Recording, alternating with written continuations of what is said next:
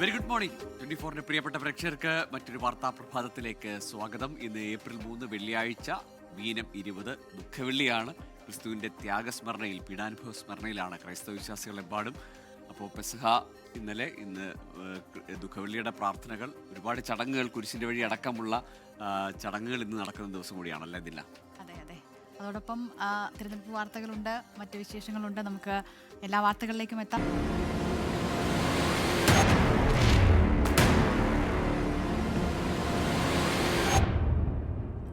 Palakkad Vadakkanchery saint Mary's polytechnic കോളേജിൽ 80 അടി നീളവും 40 അടി വീതിയുമുള്ള അതിമനോഹരമായ കലാസൃഷ്ടി ഒരുക്കി കോളേജ് അധ്യാപകൻ മെൽബിൻ. ദിവസങ്ങളുടെ പരിശ്രമത്തിലാണ് അധ്യാപകൻ മെൽബിനും സഹപ്രവർത്തകരും ചേർന്ന് യേശുവിന്റെ പീഡാനുഭവത്തെ മണൽ കൊണ്ട് ദൃശ്യാവിഷ്കാരമാക്കിയത്. KCYM വടക്കഞ്ചേരി ഫൊറോനയിലെ അംഗങ്ങളുടെ പിന്തുണയോടെയായിരുന്നു ഇത്.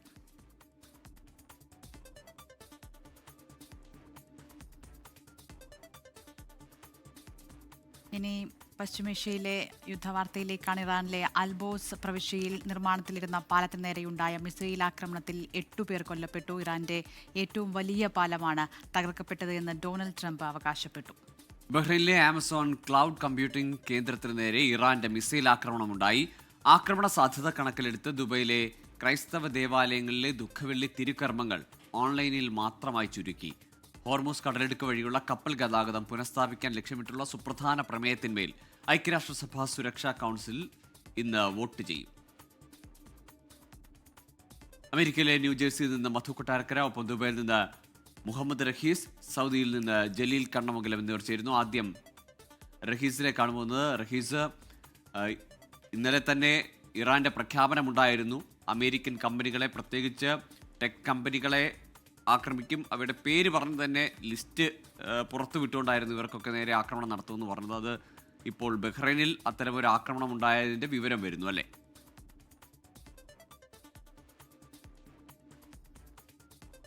ഗൂഗിൾ നേരത്തെ തന്നെ ഇത്തരത്തിൽ അമേരിക്കൻ കമ്പനികളെ കേന്ദ്രീകരിച്ചുള്ള ആക്രമണം ഉണ്ടാകും എന്ന് ഇത്തരത്തിൽ അമേരിക്ക വ്യക്തമാക്കിയിരുന്നു. അതിൽ ഗൾഫ് മേഖലയിൽ ഏതൊക്കെ കമ്പനികളെ കേന്ദ്രീകരിച്ച് ആക്രമണം ഉണ്ടായിട്ടുണ്ട് എന്ന് വ്യക്തമല്ല. ഔദ്യോഗികമായിട്ടുള്ള സ്ഥിരീകരണം ഇനിയും വരാനുണ്ട്. ഗൾഫ് രാഷ്ട്രങ്ങൾ ഓരോന്നും അതത് രാജ്യങ്ങളിൽ എവിടെയൊക്കെയാണ് ആക്രമണം നേരിട്ടത് എന്ന് ഇത്തരത്തിൽ കമ്പനികളുടെ പേര് പറഞ്ഞ് വ്യക്തമാക്കിയിട്ടില്ല. അപ്പോൾ അതുമായി ബന്ധപ്പെട്ട് സ്ഥിരീകരണം ഗൾഫ് രാജ്യങ്ങളിൽ നിന്നും വരേണ്ടതായുണ്ട്.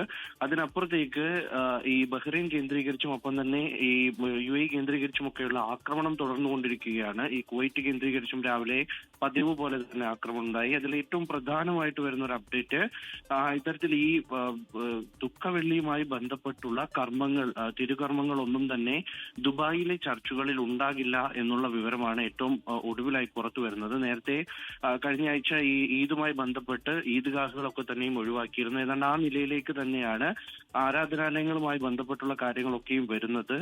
ഈ പൊതുവായിട്ടുള്ള ചടങ്ങുകൾ ഒപ്പം തന്നെ പ്രാർത്ഥനകളൊക്കെയും വരുമ്പോഴേക്കും അത് ഒഴിവാക്കുന്ന സാഹചര്യം നിലവിൽ UAE നിലനിൽക്കുകയാണ് ആകമാനം. അത് ദുബായിലാണ് ഔദ്യോഗികമായിട്ട് ഇപ്പോൾ സ്ഥിരീകരണം ഉണ്ടായിരിക്കുന്നത്. അതായത് ദുഃഖവെള്ളിയുമായി ബന്ധപ്പെട്ട് ഇത്തരത്തിലുള്ള തിരുകർമ്മങ്ങളൊന്നും തന്നെ പള്ളിയിൽ ഉണ്ടാകില്ല. ചില പള്ളികളിൽ ഓൺലൈനായി ഈ തിരുകർമ്മത്തിൽ പങ്കെടുക്കാൻ വിശ്വാസികൾക്ക് അവസരം ഒരുക്കിയിട്ടുണ്ട്. ചിലയിടങ്ങളിൽ അത് പ്രത്യേകിച്ച് ഈ കാത്തലിക് ചർച്ചുകളിലൊന്നും അത്തരത്തിൽ കർമ്മങ്ങൾ ഉണ്ടാകില്ല എന്നുള്ളത് വ്യക്തമാക്കിയിരിക്കുകയാണ്. ഈ UAE കേന്ദ്രീകരിച്ച് രാവിലെ കാര്യമായ ആക്രമണം ഉണ്ടായി എന്നുള്ളതിന്റെ ഒരു ഔദ്യോഗിക സ്ഥിരീകരണമൊന്നും ഇതുവരെ ലഭിച്ചിട്ടില്ല. അത്തരത്തിൽ ആക്രമണം ഉണ്ടായി എന്ന് വ്യക്തമാക്കുന്നില്ല. 1-2 സ്ഥലങ്ങളിൽ അലേർട്ട് ലഭിച്ചു എന്നുള്ള വിവരം പുറത്തു വരുന്നുണ്ട്. പക്ഷേ അത് ഏതെങ്കിലും നിലയ്ക്ക് ആക്രമണം സാരമായി ബാധിച്ചിട്ടുണ്ടോ, ഫലപ്രദമായി ചെറുക്കാൻ കഴിഞ്ഞിട്ടുണ്ടോ, ഇതൊന്നും തന്നെയും വ്യക്തമല്ല. കുവൈറ്റ് കേന്ദ്രീകരിച്ച് രാവിലെ 2 തവണയാണ് ആക്രമണം ഉണ്ടായത്. അത് ഏതാണ്ട് 1 മണിക്കൂർ ഇടവേളയിൽ 2 തവണ ആക്രമണം ഉണ്ടായി. അവിടെ നിന്നും ഈ ഏതെങ്കിലും തരത്തിലുള്ള ഇത്തരത്തിൽ അപകടം ഉണ്ടായതിന്റെയോ നാശനഷ്ടങ്ങൾ ഉണ്ടായതിന്റെ വിവരങ്ങൾ കുവൈറ്റിൽ നിന്നും ലഭ്യമല്ല. ബഹ്റൈനിലും 2 തവണയാണ് ആക്രമണം ഉണ്ടായത്. അത് പതിവ് പോലെ എല്ലാ ദിവസവും രാവിലെ ഉണ്ടാകുന്ന നിലയ്ക്ക് തന്നെ ബഹ്റൈനിൽ ആക്രമണമുണ്ടായി. എന്തായാലും ഈ നിലവിലെ സാഹചര്യത്തിൽ പാലങ്ങൾ കേന്ദ്രീകരിച്ചു കൂടി ആക്രമണം ഉണ്ടാകും എന്നുള്ളൊരു മുന്നറിയിപ്പ് ഇറാൻ നൽകുന്ന സാഹചര്യത്തിൽ അത് വളരെ ഗൗരവത്തോടു കൂടി തന്നെയാണ് എടുക്കുന്നത്. അതനുസരിച്ചുള്ള മുൻകരുതലുകളൊക്കെ എടുത്തിട്ടുണ്ട് എന്നാണ് മനസ്സിലാക്കുന്നത്. എന്നാൽ പ്രത്യേകമായി ഇത്തരത്തിൽ ഏതെങ്കിലും നിയന്ത്രണങ്ങളൊന്നും തന്നെ ഏർപ്പെടുത്തിയിട്ടില്ല. ഗൾഫ് മേഖലയിൽ ഒന്നാകെ ഈ പാലങ്ങളും ഒക്കെയായി ബന്ധപ്പെട്ട് ഏതെങ്കിലും നിയന്ത്രണങ്ങളോ മറ്റോ ഒന്നും ഇല്ല. യാത്രകൾക്ക് ഒന്നും ഒരു തടസ്സവുമില്ല. പൊതു ഇടങ്ങളിലൊക്കെയും നേരത്തെ ഉണ്ടായിരുന്ന നിയന്ത്രണങ്ങൾ മാറ്റിയതിനു ശേഷം പിന്നീട് പുതുതായിട്ടൊരു നിയന്ത്രണവും കൊണ്ടുവന്നിട്ടുമില്ല. അപ്പോൾ ആ നിലയ്ക്ക് ആക്രമണം തുടരുന്നു. 34-ാം ദിവസം ഇത്തരത്തിൽ തന്നെ പുലർച്ചെ വിവിധ ഗൾഫ് മേഖലകളിൽ നിന്നുള്ള ആക്രമണങ്ങളുടെ വിവരങ്ങൾ ഓരോന്നായി പുറത്തു വന്നുകൊണ്ടിരിക്കുകയാണ് ഗൂഗിൾ. ശരി റഹീസ്, എന്തായാലും ആ രീതിയിലാണ് പശ്ചിമേഷ്യയിലെ സംഘർഷ സാഹചര്യം. ഇപ്പോൾ ന്യൂജേഴ്സിയിൽ നിന്ന് മധു കൊട്ടാരക്കര കൂടി ചേരുകയാണ്. മധു, ഹോർമൂസ് തുറക്കുക എന്നത് ലോകത്തെ എല്ലാ രാജ്യങ്ങളുടെയും പ്രധാനപ്പെട്ട ആവശ്യമാണ്. വലിയ ഇന്ധന പ്രതിസന്ധിയിൽ ലോകം മുഴുവൻ നിൽക്കുകയാണ്. അപ്പോഴാണ് വളരെ പ്രധാനപ്പെട്ടൊരു പ്രമേയം ഐക്യരാഷ്ട്രസഭയുടെ രക്ഷാസമിതിയിൽ വരുന്നത്. എപ്പോഴാണ് ഇതിൻ്റെ വോട്ടെടുപ്പ് നടക്കുക? ചൈനയും റഷ്യയും എല്ലാം എന്ത് നിലപാട് സ്വീകരിക്കുന്നത് വളരെ പ്രധാനപ്പെട്ടതാണല്ലോ. Good morning Gokul, Dilna. Hormuz കടലിടുക്കിലെ സുരക്ഷ ഉറപ്പാക്കുന്നതിനായിട്ട് ബഹ്റിൻ സമർപ്പിച്ച പ്രമേയത്തിന്മേൽ ഐക്യരാഷ്ട്ര സഭയുടെ സുരക്ഷാ കൗൺസിലാണ് വോട്ടെടുപ്പിലേക്ക് നീങ്ങുന്നത്. നാളെ ന്യൂയോർക്ക് സമയം പകൽ 11 മണിക്കായിരിക്കും ഈ വോട്ടെടുപ്പിന്റെ ആരംഭം. നിലവിൽ ഈ സുരക്ഷാ കൗൺസിൽ അധ്യക്ഷ പദം വഹിക്കുന്നത് ബഹ്റിനാണ്. അവരാണ് ഈ പ്രമേയം അവതരിപ്പിച്ചത്. ഈ അന്താരാഷ്ട്ര കപ്പൽ ഗതാഗതം പുനഃസ്ഥാപിക്കുവാൻ ആവശ്യമായ എല്ലാ മാർഗങ്ങളും, അതായത് ഓൾ നെസസറി മീൻസ് ഉപയോഗിക്കുവാൻ രാജ്യങ്ങൾക്ക് അനുമതി നൽകണമെന്നാണ് ഈ പ്രമേയത്തിലെ പ്രധാന ആവശ്യം. ഈ കൗൺസിൽ യോഗത്തിൽ GCC സെക്രട്ടറി ജനറൽ സംസാരിച്ചിരുന്നു. അദ്ദേഹത്തിന്റെ പേര് ജാസിം അൽ ബുദൈവി എന്നാണ്. അദ്ദേഹം പറയുന്നത് അയൽ രാജ്യങ്ങൾക്ക് നേരെ ഇറാൻ നടത്തുന്ന എല്ലാ ആക്രമണങ്ങളും എല്ലാ പരിധികളും ലംഘിച്ചതായിട്ടാണ് ഒരു കുറ്റപ്പെടുത്തലിന്റെ രൂപത്തിൽ പറഞ്ഞത്. മേഖലയിൽ സുരക്ഷ ഉറപ്പാക്കുവാൻ ഇറാനുമായി നടത്തുന്ന എല്ലാ ചർച്ചകളിലും ഗൾഫ് മേഖലയിലുള്ള 6 രാജ്യങ്ങളെയും കൂടെ ഉൾപ്പെടുത്തണമെന്നും അദ്ദേഹം ആവശ്യപ്പെട്ടിട്ടുണ്ട്. അതേസമയം ഈ മണിക്കൂറിൽ വരുന്ന ഏറ്റവും പ്രധാന വാർത്ത, ഇറാനിലെ പ്രധാന വിനോദസഞ്ചാര കേന്ദ്രമായ അൽബോർസ് പ്രവിശ്യയിലെ B1 പാലത്തിന് നേരെ US ആക്രമണം ഉണ്ടായതെന്നാണ്. ഇറാന്റെ നേച്ചർ ഡേ ആഘോഷങ്ങളുമായി ബന്ധപ്പെട്ട് ഈ പാലത്തിന് സമീപം നിരവധി പേർ ഉണ്ടായിരുന്നു. ഈ ആക്രമണത്തിൽ 8 പേർ കൊല്ലപ്പെട്ടതായിട്ടും ഏതാണ്ട് 95 പേർക്കോളം പരിക്കേറ്റതായിട്ടും ഇറാനിയൻ മാധ്യമങ്ങളാണ് റിപ്പോർട്ട് ചെയ്തിരിക്കുന്നത്. അതേസമയം ഇറാന്റെ ചരിത്രത്തിലെ ഏറ്റവും വലിയ ഈ പാലം തകർത്തതിനെ ശരിവെച്ചുകൊണ്ട് US പ്രസിഡന്റ് ഡൊണാൾഡ് ട്രംപ് സമൂഹ മാധ്യമത്തിൽ ഇത് സംബന്ധിച്ചുള്ള വിവരങ്ങൾ പങ്കുവെക്കുകയുണ്ടായി. ഇറാന്റെ ഏറ്റവും വലിയ പാലം തകർന്നു വീണിരിക്കുന്നു, ഇനിയും ഏറെ പാലങ്ങൾ അല്ലെങ്കിൽ മറ്റു കാര്യങ്ങൾ വീഴാനിരിക്കുന്നു എന്നാണ് അദ്ദേഹം ഒരു മുന്നറിയിപ്പിന്റെ രീതിയിൽ സൂചന നൽകിയിരിക്കുന്നത്. എന്നാൽ ഈ സിവിൽ അല്ലെങ്കിൽ അടിസ്ഥാന സൗകര്യങ്ങളെ ലക്ഷ്യം വെക്കുന്നതിനെ ഇറാൻ വളരെ ശക്തമായിട്ട് അപലപിച്ചിട്ടുണ്ട്. ജനവാസ മേഖലയിൽ ഇത്തരം അടിസ്ഥാന സൗകര്യങ്ങളൊക്കെ തകർക്കുന്നത് ശത്രുവിന്റെ പരാജയത്തെയാണ് സൂചിപ്പിക്കുന്നതെന്നാണ് അവരുടെ വിദേശകാര്യമന്ത്രി അബ്ബാസ് അരാഗ്ചി പറഞ്ഞത്. അതുമാത്രമല്ല, പകരം ചോദിക്കുമെന്നും ഇറാൻ പറഞ്ഞിട്ടുണ്ട്. ഗൾഫ് രാജ്യങ്ങളിലെ പാലങ്ങൾ തകർത്തിരിക്കും, പ്രത്യേകിച്ച് കുവൈറ്റ്, സൗദി, UAE, ജോർദനിലെ പാലങ്ങളാണ് ലക്ഷ്യമിടുന്നതെന്നും ഇറാൻ പറയുന്നുണ്ട്. അതേസമയം ഈ ഇറാനെതിരെയുള്ള ആക്രമണം തുടരുമെന്നുള്ള ഡൊണാൾഡ് ട്രംപിന്റെ പ്രഖ്യാപനത്തിന് പിന്നാലെ ആഗോള വിപണിയിൽ എണ്ണവില ഉയർന്നു തന്നെ തുടരുകയാണ്. ക്രൂഡ് ഓയിലിന് ബാരലിന് $111 വ്യാപാരം ഇപ്പോൾ നടക്കുന്നത്. ഡൊണാൾഡ് ട്രംപ് ഇന്നലെ നടത്തിയ ആ ദേശീയ പ്രസംഗത്തിന് പിന്നാലെയാണ് ഈ എണ്ണവില കുതിച്ചുയർന്നത്. ഇറാനെതിരെയുള്ള ആക്രമണങ്ങൾ തുടരുമെന്ന് പ്രഖ്യാപിച്ച ട്രംപ് പക്ഷേ ഈ യുദ്ധം എപ്പോൾ അവസാനിക്കും എന്നുള്ള കാര്യത്തിൽ വ്യക്തമായ സൂചനകളൊന്നും നൽകിയില്ല. അതാണ് ഈ വിപണിയെ സ്വാധീനിച്ചത്. അതേസമയം ലോക നേതാക്കൾ നയതന്ത്ര ചർച്ചകളിലേക്ക് മടങ്ങുവാൻ ഈ ദുഃഖവെള്ളിയാഴ്ച ലിയോ 14 മാർപ്പാപ്പ ആവശ്യപ്പെട്ടിരിക്കുകയാണ്. ഇറാനെതിരായ ഈ യുദ്ധം, US-ഇസ്രായേൽ യുദ്ധം ഈസ്റ്ററിന് മുമ്പ് അവസാനിക്കാനാകുമെന്നുള്ളൊരു പ്രത്യാശയും ലിയോ 14 മാർപ്പാപ്പ വെച്ച് പുലർത്തുന്നുണ്ട്. ദിൽന, ഗോകുൽ. ശരി, മധു കൊട്ടാരക്കരയാണ് അമേരിക്കയിലെ ന്യൂജേഴ്സിയിൽ നിന്ന് വിവരങ്ങൾ നൽകിയത്. ഇനി ജലീൽ കണ്ണമംഗലത്തിലേക്കാണ്. Good morning Jaleel. ഇന്നും സൗദിക്ക് നേരെയുള്ള ആക്രമണങ്ങൾ അതുപോലെ തന്നെ തുടരുന്നു അല്ലേ? Gokul, Dilna, good morning. സൗദിക്ക് നേരെ കഴിഞ്ഞ മണിക്കൂറുകളിലും ഇറാന്റെ ആക്രമണം ഉണ്ടായിരിക്കുകയാണ്. ഒരു ഡ്രോൺ ലക്ഷ്യസ്ഥാനത്ത് എത്തുന്നതിന് മുമ്പ് തന്നെ തകർത്തതായി സൗദി പ്രതിരോധ മന്ത്രാലയം അറിയിച്ചു. ആളപായമോ നാശനഷ്ടങ്ങളോ റിപ്പോർട്ട് ചെയ്തിട്ടില്ല. ഒരു ദിവസം പോലും മുടങ്ങാതെ ഇറാന്റെ ആക്രമണം സൗദിയിലെ ഓയിൽ പ്ലാന്റുകളും അതോടൊപ്പം അമേരിക്കൻ താവളങ്ങളും ഒക്കെ ലക്ഷ്യമാക്കി ഉണ്ടാകുന്നുണ്ട്. ഭൂരിഭാഗവും സൗദി പ്രതിരോധ സേന തകർക്കുകയും ചെയ്യുന്നുണ്ട്. ഇതാണ് ഏറെ ആശ്വാസകരമായ കാര്യം. ആക്രമണങ്ങളുടെ എണ്ണം കഴിഞ്ഞ ആഴ്ചകളുമായി താരതമ്യം ചെയ്യുമ്പോൾ കുറഞ്ഞിട്ടുണ്ട്. എങ്കിലും ജാഗ്രത വേണം, പരിഭ്രാന്തി വേണ്ട എന്നാണ് പ്രതിരോധ മന്ത്രാലയം നൽകിയിരിക്കുന്ന നിർദ്ദേശം. സൗദിയിൽ സ്കൂളുകളും ഓഫീസുകളും മറ്റും സാധാരണ പോലെ തന്നെ ഓഫ്ലൈനായി പ്രവർത്തിക്കുന്നുണ്ട്.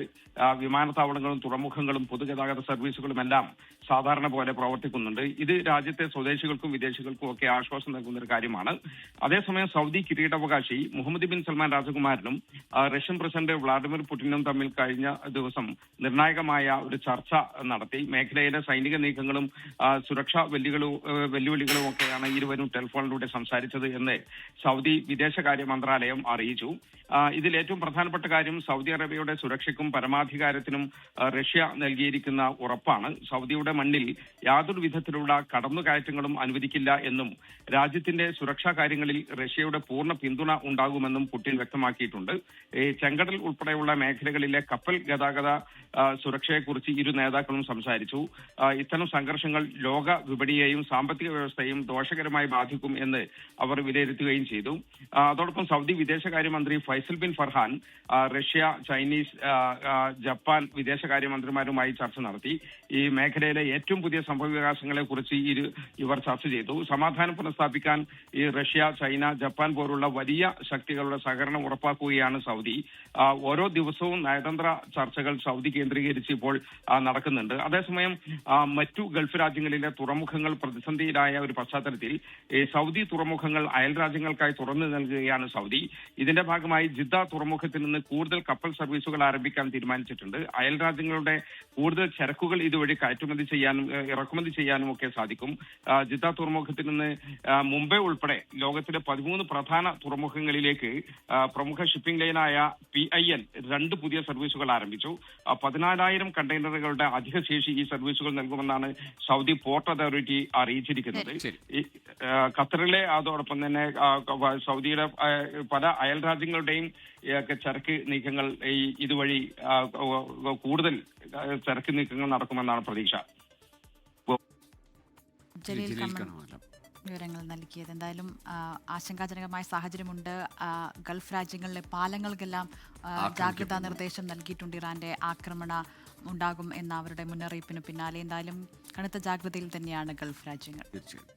US അറ്റോർണി ജനറൽ പാം ബോണ്ടിയെ പുറത്താക്കി പ്രസിഡന്റ് ഡൊണാൾഡ് ട്രംപ്. ട്രൂത്ത് സോഷ്യലിലൂടെയാണ് ട്രംപ് വിവരം പങ്കുവച്ചത്. സ്വകാര്യ മേഖലയിലെ പുതിയ ജോലിയിലേക്ക് പാം ബോണ്ടി മാറുമെന്നാണ് ട്രൂത്ത് സോഷ്യലിലെ ട്രംപിന്റെ പോസ്റ്റ്. പ്രവർത്തനങ്ങളിലെ അതൃപ്തി തുടർന്നാണ് പാം ബോണ്ടിയെ മാറ്റിയത്. ടോഡ് ബ്രാഞ്ച് ആക്ടിംഗ് അറ്റോർണി ജനറലാകും. ട്രംപ് മന്ത്രിസഭയിൽ നിന്നുള്ള 3ാമത്തെ ഉന്നത സ്ഥാനമൊഴിയലാണ് ഇത്. നേരത്തെ homeland security secretary Kris Noem, national security adviser Mike Waltz എന്നിവർ ചുമതലയിൽ നിന്ന് ഒഴിഞ്ഞിരുന്നു. പാചകവാതക ക്ഷാമം കാരണം അക്കാദമിക് വർഷം വെട്ടിക്കുറച്ച പോണ്ടിച്ചേരി സർവകലാശാലയിൽ SFI നടത്തിയ സമരം അവസാനിപ്പിച്ചു. അഡ്മിൻ ഓഫീസറുമായി നടത്തിയ ചർച്ചയെ തുടർന്നാണ് തീരുമാനം. 15 ദിവസത്തേക്ക് അധികമായി നൽകിയ മെസ് ഫീസ് തിരികെ നൽകും. ഏപ്രിൽ 30 അക്കാദമിക് വർഷം അവസാനിച്ചാലും വിദ്യാർത്ഥികൾക്ക് ആവശ്യമുണ്ടെങ്കിൽ ഹോസ്റ്റലിൽ താമസിക്കാം.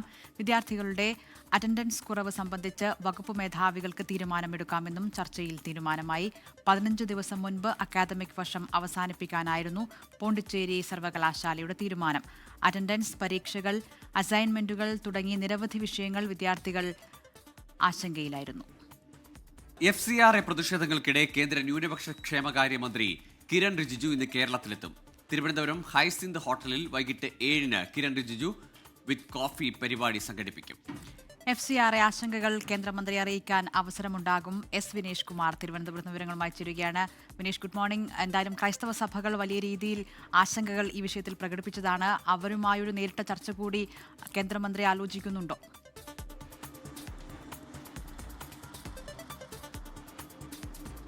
Dilna Gokul, very good morning. എന്തായാലും കിരൺ റിജിജു ഇന്ന് തന്നെ കേരളത്തിലെത്തുന്നു എന്നുള്ളതാണ് എടുത്തു പറയേണ്ട കാര്യം. നമുക്കറിയാം FCRA ആശങ്കകൾ വലിയ തോതിൽ തന്നെ കേരളത്തിലുണ്ട്. ക്രൈസ്തവ പുരോഹിതർ ഉൾപ്പെടെ ആയിട്ട് ചർച്ച നടത്തുമെന്ന് കഴിഞ്ഞ ദിവസം അദ്ദേഹത്തിൻ്റെ ഓഫീസിൽ നിന്ന് നമുക്ക് വിവരം ലഭിച്ചതാണ്.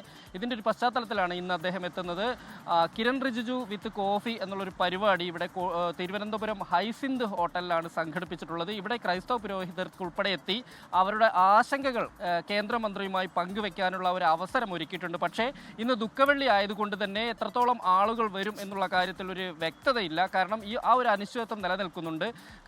സഭയിൽ നിന്നുള്ള മറ്റുള്ള ആളുകൾ, ക്രൈസ്തവ പുരോഹിതരല്ലാതെ സഭയിൽ നിന്നുള്ള സഭാ സെക്രട്ടറി അത്തരത്തിലുള്ള ആളുകളായിരിക്കും ഒരുപക്ഷെ പങ്കെടുക്കാൻ സാധ്യത എന്നാണ് നമുക്ക് അറിയാൻ കഴിയുന്നത്. എന്തായാലും ആദ്യം അദ്ദേഹം പറഞ്ഞിരുന്നത് ഈ ക്രൈസ്തവ പുരോഹിതരുമായി വളരെ കൃത്യമായി തന്നെ ഒരു കൂടിയാലോചന നടത്തിയ ശേഷമായിരിക്കും ബിൽ പാസ്സാക്കുക, FCRA ഭേദഗതി ബിൽ പാസ്സാക്കുക എന്നായിരുന്നു പറഞ്ഞിരുന്നത്. പക്ഷേ ഇന്ന് സംഘടിപ്പിക്കുന്ന പരിപാടി നോക്കുമ്പോൾ നമുക്കറിയാം ഇതൊരു വഴിപാട് പോലെ ഒരു പരിപാടി സംഘടിപ്പിക്കുകയും ആവശ്യമുള്ള ആളുകൾക്ക് വന്ന് ആശങ്കകൾ പങ്കുവയ്ക്കാനുള്ളൊരു അവസരം എന്നുള്ളത് മാത്രമാണ്. അതിനപ്പുറത്തേക്കൊരു കൂടിയാലോചനകളോ ചർച്ചകളോ വരും ദിവസങ്ങളിൽ ഉണ്ടാകില്ല എന്നാണ് ഇപ്പോൾ നമുക്ക് അറിയാൻ കഴിയുന്നത്. ദിൽന. ശരി വിനേഷ്, ഏതായാലും കഴിഞ്ഞ ദിവസം തന്നെ സൂചിപ്പിച്ചാണ് ഉചിതമായ സമയത്ത് അവതരിപ്പിക്കും, അക്കാര്യത്തിലൊരു പിന്മാറ്റവും ഇല്ല എന്നത് ബില്ലിൽ നിന്ന് പിന്നോട്ട് പോയിട്ടില്ല എന്ന് പറഞ്ഞതുമാണ്. പിന്നെ ഇത് ആശങ്കകൾ കേൾക്കാൻ ഒരു വേദി ഒരുക്കുന്നതിനപ്പുറത്തേക്ക് അതിലെന്തെങ്കിലും നടപടികൾ ഉണ്ടാകുമോ അല്ലെങ്കിൽ സഭകളുടെ ആവശ്യങ്ങൾ പരിഗണിക്കപ്പെടുമോ എന്നത് കണ്ടറിയണം.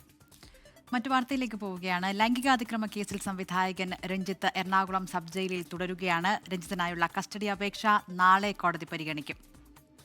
Ernakulam first class judicial magistrate കോടതിയിൽ രഞ്ജിത്തിനെ നേരിട്ട് ഹാജരാക്കും. ജാമ്യ ഹർജിയും നാളെ പരിഗണിക്കും. തെളിവ് ശേഖരണത്തിലേക്ക് കടന്ന അന്വേഷണ സംഘം അതിജീവിതയ്ക്ക് പിന്തുണയർപ്പിച്ച് അമ്മയടക്കമുള്ള സിനിമാ സംഘടനകളും രംഗത്തെത്തി. പാർലമെന്റിലെ ഇരു സഭകളും ഈ മാസം 16-ന് വീണ്ടും ചേരും. ബജറ്റ് സമ്മേളനം ഇടവേളയ്ക്ക് ശേഷം 3 ദിവസം തുടരുമെന്ന് ലോക്സഭാ സ്പീക്കർ അറിയിച്ചു. വനിതാ സംവരണ ബിൽ നിയമമാക്കാൻ ആവശ്യമായ ഭേദഗതികൾ അവതരിപ്പിച്ച് വീണ്ടും പാസാക്കാനാണ് പ്രത്യേകമായി സമ്മേളനം ചേരുന്നത്. 2023-ൽ നാരി ശക്തി വന്ദൻ ബിൽ പാസാക്കിയിരുന്നെങ്കിലും ജനസംഖ്യാ കണക്കെടുപ്പ്, മണ്ഡല പുനർനിർണയ നടപടികൾ എന്നിവ പൂർത്തിയാക്കാത്തതിനാൽ നടപ്പിലാക്കാനായിരുന്നില്ല. ഈ 3 ദിവസത്തെ കാലയളവിൽ ചോദ്യോത്തരവേളയും ശൂന്യവേളയും ഉണ്ടാകില്ല. പശ്ചിമബംഗാളിലും തമിഴ്നാട്ടിലും തിരഞ്ഞെടുപ്പ് ദിവസങ്ങൾ മാത്രം ബാക്കി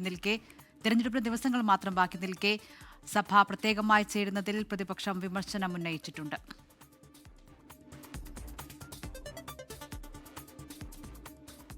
തിരഞ്ഞെടുപ്പ് പ്രചാരണത്തിനായി പ്രധാനമന്ത്രി നരേന്ദ്രമോദി ഇന്ന് പുതുച്ചേരിയിലെത്തും. വൈകിട്ട് ചെന്നൈയിലെത്തുന്ന പ്രധാനമന്ത്രി BJP നേതാക്കളുമായി ചർച്ച നടത്തും.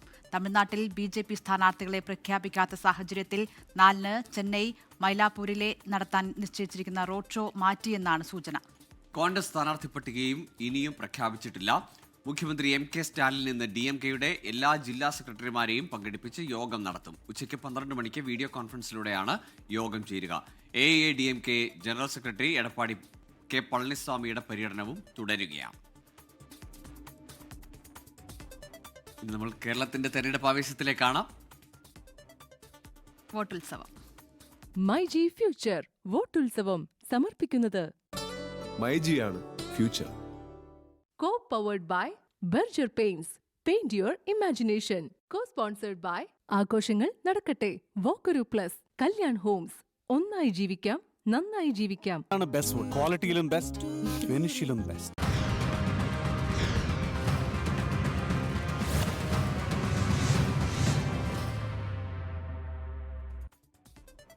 തെരഞ്ഞെടുപ്പിന് 6 ദിവസം മാത്രമാണ് ബാക്കിയുള്ളത്. പ്രധാനമന്ത്രി നരേന്ദ്രമോദി നാളെ വീണ്ടും കേരളത്തിലെത്തുന്നുണ്ട്. തിരുവല്ലയിൽ പൊതുപരിപാടിയിൽ പങ്കെടുക്കുന്ന പ്രധാനമന്ത്രി തിരുവനന്തപുരത്ത് റോഡ് ഷോയിലും പങ്കെടുക്കും. നാളെ ഉച്ചകഴിഞ്ഞ് 3 മണിക്ക് ചങ്ങനാശ്ശേരി NSS കോളേജ് ഗ്രൗണ്ടിൽ ഇറങ്ങുന്ന പ്രധാനമന്ത്രി റോഡ് മാർഗം തിരുവല്ലയിലെത്തും. വിവരങ്ങളുമായി തിരുവനന്തപുരത്ത് നിന്ന് വിനേഷ് കുമാർ ചേരുകയാണ്. Vinesh, good morning again. പ്രധാനമന്ത്രിയുടെ 2ാം വരവാണ് ഈ തെരഞ്ഞെടുപ്പ് പ്രചാരണ സമയത്തേത്. എങ്ങനെയൊക്കെയാണ് പരിപാടികളുടെ ക്രമീകരണം?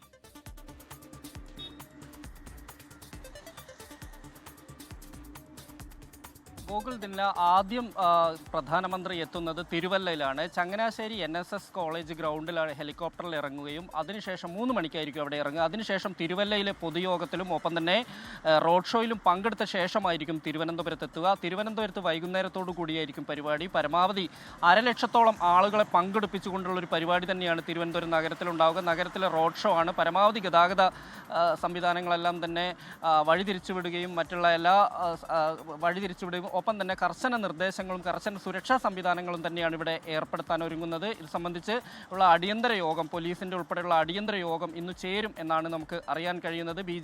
നമുക്കറിയാം BJPയുടെയും NDAയുടെയും സ്ഥാനാർത്ഥികൾ പങ്കെടുക്കുന്നതായിരിക്കും ഈ റോഡ് ഷോ. ഇതിൽ പ്രധാനമന്ത്രിയെ കൂടാതെ സംസ്ഥാന അധ്യക്ഷൻ BJPയുടെ സംസ്ഥാന അധ്യക്ഷൻ രാജീവ് ചന്ദ്രശേഖരൻ ഉൾപ്പെടെയുള്ള ആളുകൾ പങ്കെടുക്കും എന്നാണ് അറിയാൻ കഴിയുന്നത്. ഒപ്പം തന്നെ നമുക്കറിയാം ഇന്നും പ്രമുഖ നേതാക്കൾ സ്മൃതി ഇറാനി ഉൾപ്പെടെയുള്ള നേതാക്കൾ ഇന്ന് കേരളത്തിലെത്തുന്നുണ്ട്. BJPയിലെ ദേശീയ നേതാക്കളെല്ലാം തന്നെ പ്രചാരണാർത്ഥം കേരളത്തിലെത്തുകയും കേരളത്തിൽ തമ്പടിച്ച് പ്രചരണങ്ങൾ നടത്തുന്നുണ്ട്. ഇന്നലെ അതുപോലെ തന്നെ നമുക്കറിയാം മഹാരാഷ്ട്ര മുഖ്യമന്ത്രി ഉൾപ്പെടെയുള്ള ആളുകൾ വന്നിരുന്നു. വരും ദിവസങ്ങളിലും തെരഞ്ഞെടുപ്പ് കൊട്ടിക്കലാശത്തിന് മുമ്പ് പരമാവധി ദേശീയ നേതാക്കളെ ഇറക്കി പ്രചാരണം കൊഴുപ്പിക്കാൻ തന്നെയാണ് BJPയുടെ തീരുമാനം. ശരി, എസ് വിനേഷ് കുമാറാണ് തിരുവനന്തപുരത്ത് വിവരങ്ങൾ നൽകിയത്. ഇനി കൊച്ചിയിലേക്ക് പോവുകയാണ്. അവിടെ തെരഞ്ഞെടുപ്പ് പ്രചാരണം അവസാന ലാപ്പിലേക്ക് എത്തുമ്പോൾ ദേശീയ നേതാക്കളെ ഇറക്കാനാണ് കോൺഗ്രസും നീക്കം നടക്കുന്നത്. രാഹുൽ ഗാന്ധി നാളെ എറണാകുളത്ത് എത്തുന്നുണ്ട്. ഉച്ചകഴിഞ്ഞ് 2:30 പട്ടിമറ്റത്ത് അദ്ദേഹം പര്യടനവും നടത്തുന്നുണ്ട്. ദീപദാസ് മുൻഷി അടക്കമുള്ളവർ പ്രചാരണത്തിൽ സജീവമാണ്. വിവരങ്ങളുമായി ലിഡിയ ജേക്കബ് ചേരുന്നുണ്ട്. ലിഡിയ, കഴിഞ്ഞ ദിവസങ്ങളിൽ രാഹുൽ ഗാന്ധി, പ്രിയങ്ക ഗാന്ധി ഒക്കെ കേരളത്തിലെത്തുകയും മുഖ്യമന്ത്രി പിണറായി വിജയനെതിരെയും മോദിക്കെതിരെയും ഒക്കെ ആഞ്ഞടിക്കുകയും ചെയ്ത് കണ്ടാണ് എറണാകുളത്തേക്കാണ് ഇനി വരുന്നത്.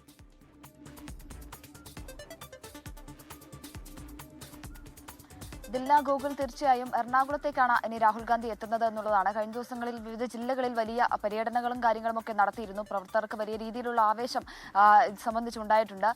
അതുപോലെ തന്നെ എറണാകുളത്തും അത്തരത്തിൽ വലിയ രീതിയിലുള്ള പര്യടനത്തിനാണ് രാഹുൽ ഗാന്ധി എത്തുന്നത് എന്നുള്ളതാണ്. നാളെ പട്ടിമറ്റത്താണ് പര്യടനമുള്ളത്. 2:30 ഉച്ചകഴിഞ്ഞ് 2:30 രാഹുൽ ഗാന്ധി എത്തുക.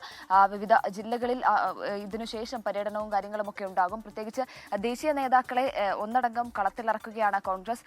അതായത് കഴിഞ്ഞ കുറച്ച് ദിവസങ്ങളിലായി വിവിധ ദേശീയ നേതാക്കൾ രാഹുൽ ഗാന്ധി അടക്കമുള്ളവർ, പ്രിയങ്ക ഗാന്ധി അടക്കമുള്ളവർ കേരളത്തിലുണ്ട്. അതിൻ്റെ ഒരു തുടർച്ചയെന്നോണമാണ് ഏറ്റവും അവസാനത്തിലേക്ക് എത്തുമ്പോൾ, തെരഞ്ഞെടുപ്പ് ഏറ്റവും അവസാനത്തിലേക്ക് എത്തുമ്പോൾ, പ്രചാരണം ഏറ്റവും അവസാനത്തിലേക്ക് എത്തുമ്പോൾ ദേശീയ നേതാക്കളെ എല്ലാ ജില്ലകളിലും എത്തിച്ച് പര്യടനം നടത്താൻ തീരുമാനിച്ചിരിക്കുന്നത്. അതിന്റെ ഭാഗമായാണ് രാഹുൽ ഗാന്ധിയും എത്തുന്നത് എന്നുള്ളതാണ്. പ്രിയങ്ക ഗാന്ധിയും വരും ദിവസങ്ങളിൽ മധ്യ കേരളത്തിൽ വിവിധ ഇടങ്ങളിൽ പ്രചാരണത്തിന് ഉണ്ടാകുമെന്നാണ് അറിയാൻ സാധിക്കുന്നത്. മാത്രമല്ല ദേശീയ നേതാക്കൾ പലരും കഴിഞ്ഞ കുറേ ദിവസങ്ങളിലായി കേരളത്തിലുണ്ട്.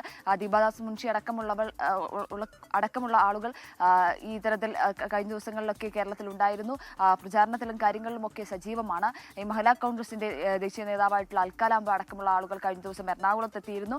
അത്തരത്തിൽ ദേശീയ നേതാക്കളെ മുഴുവൻ കളത്തിലിറക്കി കോൺഗ്രസ് പര്യടനം നടത്തുകയാണ്. പ്രത്യേകിച്ച് ഇന്നലെ UDFന്റെ പ്രകടന പത്രികയിൽ തെലങ്കാന മുഖ്യമന്ത്രി രേവന്ത് റെഡ്ഡി അടക്കമുള്ളവർക്ക് പങ്കെടുത്തിരുന്നു. അതൊക്കെ വലിയ രീതിയിലുള്ള ഒരു ആവേശം പ്രവർത്തകർക്കിടയിൽ ഉണ്ടാക്കിയിട്ടുണ്ട്. പ്രത്യേകിച്ച് ഈ ഒരു അവസാന ഘട്ടത്തിലേക്ക് എത്തുമ്പോൾ ഈ ദേശീയ നേതാക്കൾ എത്തുന്നത് പ്രവർത്തകരെ സംബന്ധിച്ചിടത്തോളം വലിയ ആശ്വാസമാണ്, വലിയ ആവേശമാണ്. അത്തരത്തിൽ വിവിധ ഇടങ്ങളിൽ, പ്രത്യേകിച്ച് മധ്യ കേരളത്തിലാണ് ഇനി രാഹുൽ ഗാന്ധിയും പ്രിയങ്ക ഗാന്ധിയും ഒക്കെ എത്താനുള്ളത്. പ്രത്യേകിച്ച് എറണാകുളത്താണ് എത്താനുള്ളത്. ഈ എറണാകുളത്ത് വരും ദിവസങ്ങളിലുണ്ടാവും. പ്രിയങ്ക ഗാന്ധി വരും ദിവസങ്ങളിൽ മധ്യ കേരളത്തിൽ ഉണ്ടാകുമെന്നാണ് അറിയാൻ സാധിക്കുന്നത്. മാത്രമല്ല മല്ലികാർജ്ജുൻ ഖാർഗെ അടക്കമുള്ള ആളുകൾ എത്തുമെന്നും അറിയുന്നുണ്ട്. ദുഃഖവെള്ളി ആചരണം നടക്കുകയാണ് വിവിധയിടങ്ങളിൽ, ദേവാലയങ്ങളിലും മറ്റ് പ്രധാനപ്പെട്ട ഇടങ്ങളിലും. വിവിധ ദേവാലയങ്ങളിൽ പ്രത്യേക പ്രാർത്ഥനകളും കുരിശിന്റെ വഴിയും നടക്കുകയാണ്. മലയാറ്റൂർ പള്ളിയിലേക്ക് ആയിരങ്ങളാണ് എത്തിക്കൊണ്ടിരിക്കുന്നത്.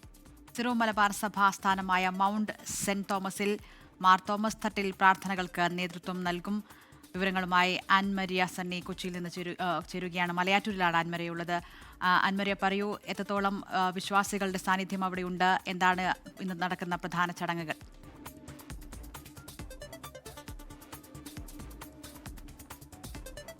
Good morning. ഞാനിപ്പോൾ നിൽക്കുന്നത് മലയാറ്റൂരാണ്. മലയാറ്റൂർ അടിവാരത്തിന് സമീപമായിട്ടാണ് ഞാനിപ്പോൾ നിൽക്കുന്നത്. നമുക്ക് ദൃശ്യങ്ങളിൽ കാണാം എത്രത്തോളം വലിയ തിരക്കാണ് മലയാറ്റൂരിലേക്ക് എന്നുള്ളത്. വിശ്വാസികൾ അവർ ഒഴുകിയെത്തുന്ന ഒരു കാഴ്ച. അത് മലയാറ്റൂരിൻ്റെ ഈ പ്രധാന ജംഗ്ഷൻ മുതൽ അങ്ങോട്ടേക്ക് നമുക്ക് വാഹനങ്ങൾക്ക് പോലും കടന്നു വരാൻ സാധിക്കാത്ത രീതിയിലായിരുന്നു. നമ്മളാണെങ്കിൽ പോലും നക്ഷത്ര തടാകത്തിന് തൊട്ട് മുൻപുള്ള ജംഗ്ഷൻ മുതൽ നമ്മളും ഇങ്ങോട്ടേക്ക് നടക്കുകയാണ്. കാരണം വാഹനങ്ങളൊന്നും ഈ പരിസരത്തേക്ക് എത്താൻ പോലും കഴിയാത്ത രീതിയിലാണ് ഇവിടേക്ക് ആളുകൾ എത്തുന്നത്. കാരണം മലയാറ്റൂർ എന്ന് പറഞ്ഞിട്ടുണ്ടെങ്കിൽ ദുഃഖവെള്ളിയാഴ്ച അല്ലെങ്കിൽ യേശുവിൻ്റെ കുരിശുമല കയറുന്നതുമായി അനുസ്മരണം, അതിനെയെല്ലാം സൂചിപ്പിച്ചുകൊണ്ട് വിശ്വാസികൾ ഏറ്റവും ആദ്യം ഓടിയെത്തുന്ന ഒരു തീർത്ഥാടന കേന്ദ്രം അത് മലയാറ്റൂർ മലയാണ്. വിശ്വാസികളെ സംബന്ധിച്ച് നോക്കുകയാണെങ്കിൽ സെന്റ് തോമസ് ഇവിടെ വന്നിരുന്നു എന്നും ആണ് പറയപ്പെടുന്നത്. അങ്ങനെ എല്ലാ തരത്തിലും നോക്കുകയാണെങ്കിൽ മലയാറ്റൂർ മല എന്ന് പറയുന്നത് അത് വിശ്വാസികൾക്ക് എല്ലാ വർഷവും ഏറ്റവും പ്രിയപ്പെട്ടതാണ്. ക്രിസ്ത്യാനികളെ സംബന്ധിച്ച് നോക്കുകയാണെങ്കിൽ 50 നോമ്പ്, ഈസ്റ്ററിന് മുൻപായിട്ടുള്ള 50 നോമ്പിന്റെ ആരംഭം മുതൽ തന്നെ മലയാറ്റൂരിലേക്കുള്ള ജനങ്ങളുടെ ഒഴുക്ക് അത് അധികമാകും. അതിനെ തുടർന്ന് വലിയ തരത്തിലുള്ള നിയന്ത്രണങ്ങളും അത് മലയാറ്റൂർ മലയിൽ ഉണ്ടാക്കും. ഇപ്പോൾ തന്നെയാണെങ്കിലും പല വഴികളിൽ നിന്നായിട്ട് വാഹനങ്ങളൊക്കെ പോലീസ് സ്ഥാനാർത്ഥി നിർണയത്തിൽ മുസ്ലിം ലീഗിനെതിരെ പരസ്യമായ അതൃപ്തി പ്രകടിപ്പിച്ച നൂർബിന റഷീദിന്റെ പ്രസ്താവനയ്ക്കെതിരെ കടുത്ത നടപടിയിലേക്ക് നീങ്ങാനൊരുങ്ങുകയാണ് നേതൃത്വം. അച്ചടക്ക ലംഘനത്തിന് വിശദീകരണം ആവശ്യപ്പെട്ടിട്ടുണ്ട്. നൂർബിനയുടെ പ്രസ്താവന വനിതാ ലീഗിന്റെ പൊതുനിലപാടായി കാണാനാകില്ല എന്നാണ് ലീഗ് നേതൃത്വത്തിന്റെ വിശദീകരണം. ദിലിഷ തിലകനാണ് കോഴിക്കോട് നിന്ന് വിവരങ്ങളുമായി ചേരുന്നത്. ഇന്നലെ തന്നെ PMS ദിലിഷ പറഞ്ഞിരുന്നു, ഈ അച്ചടക്ക രാഹിത്യം വെച്ചു പൊറിപ്പിക്കില്ല എന്ന കടുത്ത ഭാഷയിൽ തന്നെ പറഞ്ഞു. മാത്രമല്ല MK മുനീർ അടക്കമുള്ളവർ നൂർബിന റഷീദിനെ തള്ളിക്കൊണ്ടുവരുന്നു. അപ്പോൾ വനിതാ ലീഗിലെ തന്നെ സംസ്ഥാന നേതാക്കൾ ആരുടെയും പിന്തുണ അവരുടെ ഈ തീരുമാനത്തിനില്ല. കൂടെ രാജിവെക്കുമെന്ന് കരുതിയവരാരും ഒപ്പമുണ്ടായില്ല. നൂർബിന റഷീദ് അങ്ങനെ ഫലത്തിൽ ഒരൊറ്റപ്പെട്ട പോയോ ഈ ഒരു തീരുമാനത്തിൽ?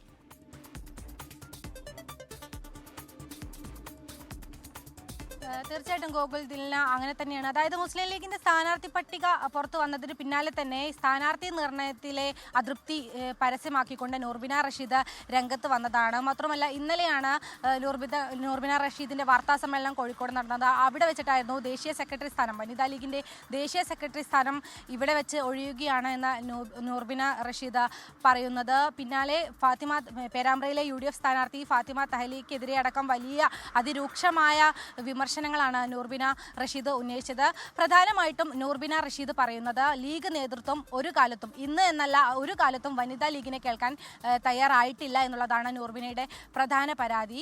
അതുമാത്രമല്ല വനിതാ ലീഗിൽ തന്നെ ഒട്ടനവധി യോഗ്യരായിട്ടുള്ള ആളുകളുണ്ട്. എന്നിട്ട് പോലും ഹരിത വിവാദമുണ്ടാക്കിയ നായികമാർക്ക് സീറ്റ് നൽകി എന്നുള്ളതാണ്. അതായത് പേരാമ്പ്രയിലെ UDF സ്ഥാനാർത്ഥി ഫാത്തിമ തഹ്ലിയുടെ സ്ഥാനാർത്ഥിത്വം തന്നെയാണ് നൂർബിന റഷീദിനെ ഇത്രയധികം പ്രകോപിതയാക്കിയത് എന്ന് തന്നെ ഉറപ്പിച്ച് പറയാൻ സാധിക്കും.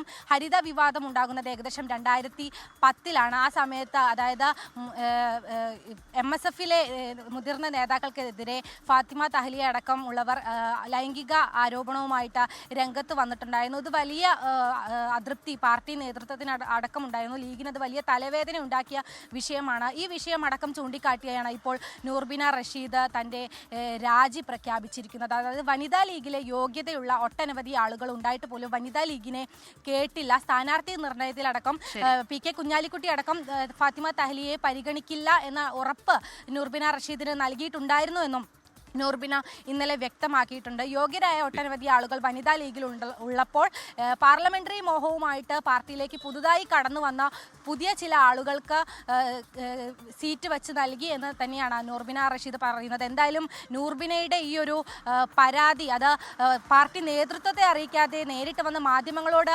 പറഞ്ഞതിൽ വലിയ അതൃപ്തി ലീഗ് നേതൃത്വത്തിനുണ്ട്. ഏതായാലും നൂർബിന റഷീദിനെതിരായ നടപടി എന്താകും, അവരുടെ വിശദീകരണം എന്താകുമെന്നതാണ് കണ്ടറിയേണ്ടത്. എന്തായാലും ഒരു കടുത്ത സംഘടനാ നടപടി ഉണ്ടാകുമെന്ന സൂചന ഇന്നലെ തന്നെ PMS അടക്കമുള്ള നേതാക്കൾ നൽകുകയും ചെയ്യുന്നു. മറ്റു വാർത്തയിലേക്കാണ്. കോഴിക്കോട് പേരാമ്പ്രയിലെ ലീഗ് സ്ഥാനാർത്ഥി ഫാത്തിമ തഹ്ലിയെക്കെതിരെ വർഗീയ പ്രചാരണം നടത്തിയെന്ന UDF പരാതിയിൽ അന്വേഷണവുമായി സഹകരിക്കുമെന്ന് LDF നേതൃത്വം. തെറ്റുപറ്റിയിട്ടുണ്ടെങ്കിൽ തിരുത്തുമെന്നും നേതൃത്വം അറിയിച്ചു. കഴിഞ്ഞ ലോക്സഭാ തെരഞ്ഞെടുപ്പിൽ ഷാഫി പറമ്പലിനെതിരെയുണ്ടായ വർഗീയ പ്രചാരണത്തിന് സമാനമായ നടപടിയാണിതെന്നാണ് UDFന്റെ പരാതി. ഇതുമായി അവർ രംഗത്ത് വന്നിട്ടുണ്ട്.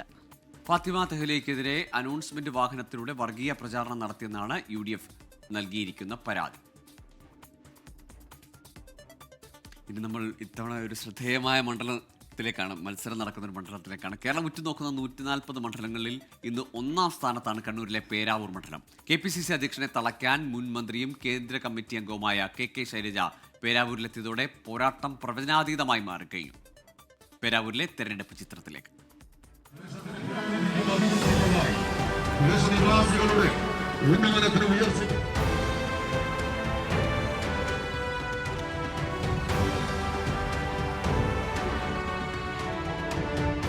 പേരാവൂരിൽ ഇത്തവണ ഇരുമുന്നണികൾക്കും ഇത് അഭിമാന പോരാട്ടമാണ്.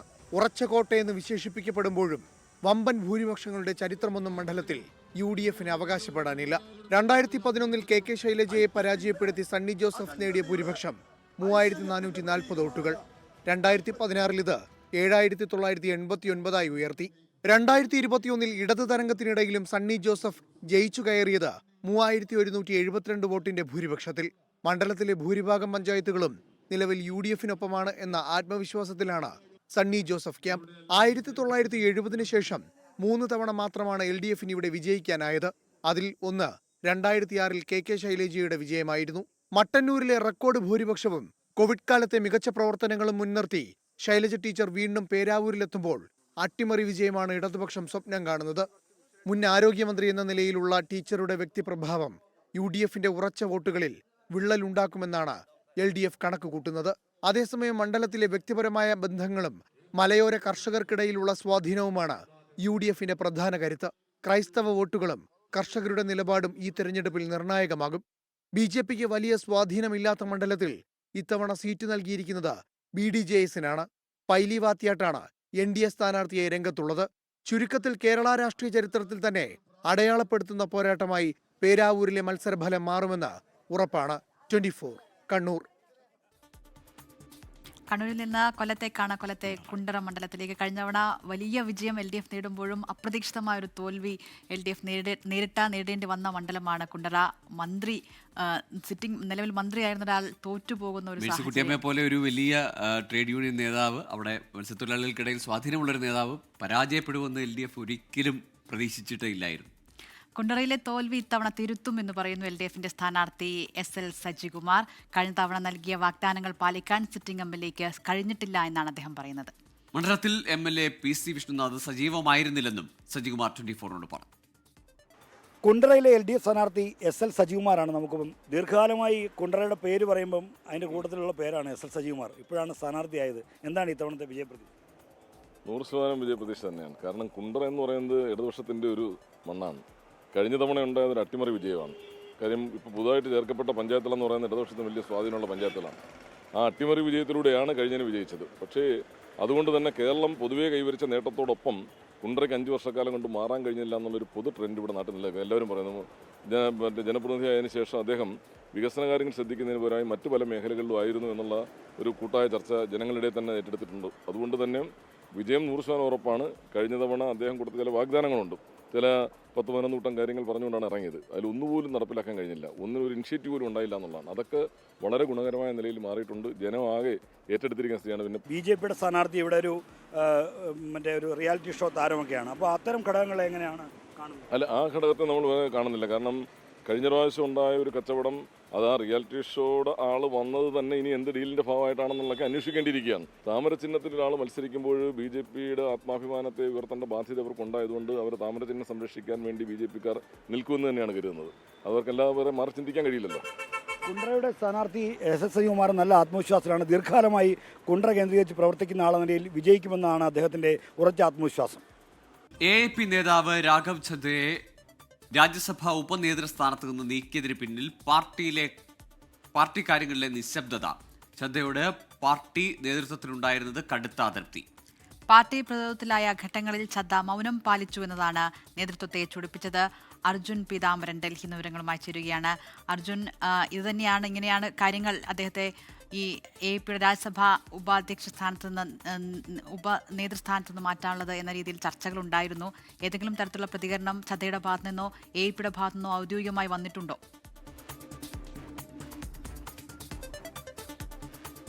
ഗോകുൽ ദില്ല, പാർട്ടിക്ക് ഈ രാഘവ് ഛദ്ദയെ സംബന്ധിച്ച് കടുത്ത അതൃപ്തി ഉണ്ടായിരുന്നു എന്നുള്ള കാര്യം തന്നെയാണ് ഇപ്പോൾ വ്യക്തമായിരിക്കുന്നത്. അത് പാർട്ടിക്ക് അകത്ത് നിന്ന് തന്നെ ഈ വിവരങ്ങൾ ഇപ്പോൾ പരസ്യമായി പുറത്തു വരുന്നുണ്ട്. കഴിഞ്ഞ ഏതാനും നാളുകളിൽ പാർട്ടി കാര്യങ്ങളിൽ, പ്രത്യേകിച്ചും പല പ്രചാരണങ്ങളിൽ നിന്നും അതുപോലെ തന്നെ പൊതുപരിപാടികളിൽ നിന്നും രാഘവ് ഛദ്ദ ഒഴിഞ്ഞു നിരുന്നു. അതിൽ നിന്നും തന്നെ ശ്രദ്ധ കേന്ദ്രീകരിക്കാത്ത ഒരു അവസ്ഥയുണ്ടായിരുന്നു. അതെല്ലാം തന്നെ പാർട്ടിക്ക് വലിയ തോതിലുള്ള അതൃപ്തി ഉണ്ടാക്കി എന്നുള്ള കാര്യം തന്നെയാണ് അറിയാൻ സാധിക്കുന്നത്. ഒപ്പം തന്നെ ഈ ആം ആദ്മി പാർട്ടിയുടെ പ്രധാനപ്പെട്ട നേതാക്കൾ എല്ലാവരും, അത് അരവിന്ദ് കെജ്രിവാളും മനീഷ് സിസോദിയും അതുപോലെ തന്നെ സഞ്ജയ് സിംഗും ഉൾപ്പെടെയുള്ളവർ ജയിലിൽ പോയപ്പോൾ, ഈ മദ്യനയ അഴിമതി കേസിൽ ജയിലിൽ പോയപ്പോൾ അവിടെയെല്ലാം തന്നെ രാഘവ് ഛദ്ദ ഒരു മൗനം തുടരുകയാണ് ചെയ്തത്. പ്രത്യേകിച്ചും അരവിന്ദ് കെജ്രിവാൾ അറസ്റ്റിലായ സമയത്ത് അദ്ദേഹം ചില ചികിത്സയ്ക്ക് വേണ്ടി വിദേശത്തായിരുന്നു. മടങ്ങി വന്ന ശേഷം അരവിന്ദ് കെജ്രിവാൾ ജയിൽ മോചിതനായിട്ടും അദ്ദേഹത്തെ നേരിൽ പോയി കാണാനോ സംസാരിക്കാനോ കേന്ദ്ര സർക്കാരിനെതിരെയോ BJPക്കെതിരെയോ വിമർശനങ്ങൾ മുന്നോട്ട് വെക്കാനോ ഒന്നും തന്നെ രാഘവ് ഛദ്ദ തയ്യാറായിരുന്നില്ല. അതിനുശേഷവും BJPക്കെതിരെ ഒരു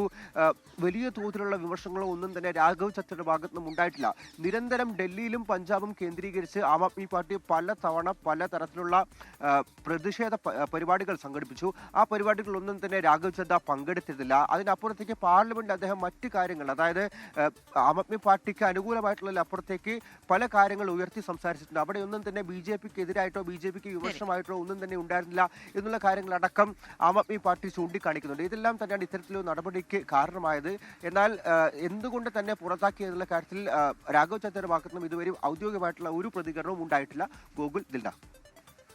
അർജുൻ പീതാംബരനാണ് ഡൽഹിയിൽ നിന്ന് വിവരങ്ങൾ നൽകിയത്. എന്തായാലും തിരഞ്ഞെടുപ്പുകളൊക്കെ വരുന്ന സമയത്ത് വളരെ ശ്രദ്ധേയനായൊരു യുവമുഖമായിരുന്നു പാർലമെന്റിലെ ചില ഇടപെടലുകൾ ഈ അടുത്തൊക്കെ വലിയ കൈയടി നേടുകയും വലിയ ശ്രദ്ധ നേടുകയും ചെയ്തതാണ്.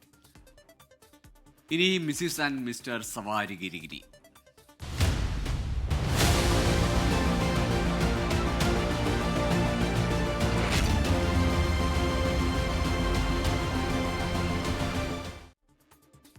കൊച്ചിയിലെ വിനോദസഞ്ചാര കേന്ദ്രങ്ങളിലും തിരഞ്ഞെടുപ്പ് ആവേശമാണ്. അവധിക്കാലത്ത് കൊച്ചി കാണാൻ ഇറങ്ങിയവരും ഓട്ടോ ടാക്സി തൊഴിലാളികളുമെല്ലാം ചർച്ച ചെയ്യുന്നത് രാഷ്ട്രീയം മാത്രം. മിസ്സിസ് ആൻഡ് മിസ്റ്റർ സവാരി ഗിരിഗിരിയുടെ യാത്ര ഫോർട്ട് കൊച്ചിയിലൂടെയാണ്.